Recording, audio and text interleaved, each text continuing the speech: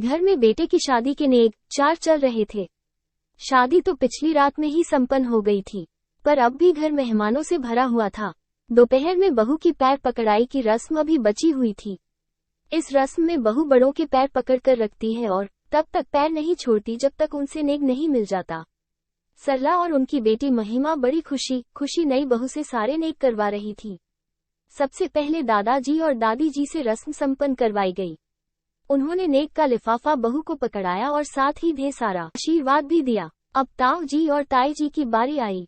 उन्होंने भी बड़े प्यार से नेग और आशीर्वाद दिया। इसके बाद बारी दुल्हन की सास और ससुर की थी। ये देख सभी मेहमान हंसी मजाक कर रहे थे। बहू, आज अपने ससुर जी के पैर मत छोड़ना और जो भी इच्छा हो वो मांग लेना। ससुर ने नेग का लिफाफा बहू की तरफ बढ़ाया तो बहू रितिका बोली, नहीं पापा जी, मुझे यह नहीं चाहिए, मैं तो अपनी पसंद का ही नेग लूंगी। सब मेहमान उत्सुक हो गए कि बहू आखिर क्या नेग मांगेगी। ससुर बोले, हाँ बेटा, बोलो आपको क्या चाहिए, जो मांगोगी वही मिलेगा।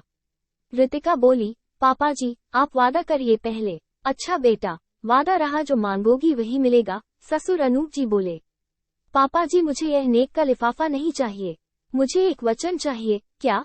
ससुर के साथ साथ सभी जानना चाहते थे।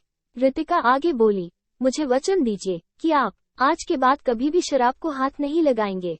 अच्छा ठीक है बेटा, मैं वचन देता हूँ कि आज के बाद कभी भी शराब नहीं पीऊंगा। अब वादा करने के बाद उनके पास मना करने का विकल्प ही नहीं बचा था। हाँ पापा जी, मुझे पैसे नहीं चाहिए, यही मेरा सबसे कीमती नेग है। सरला मन ही मन मुस्कुरा रही थी कि जो बुरी आदत वो वर्षों से अपने पति से छुड़ाने की कोशिश कर रही थी, वही बुरी आदत उनकी बहू ने बड़ी ही सरलता और बुद्धिमानी से छुड़वा दी।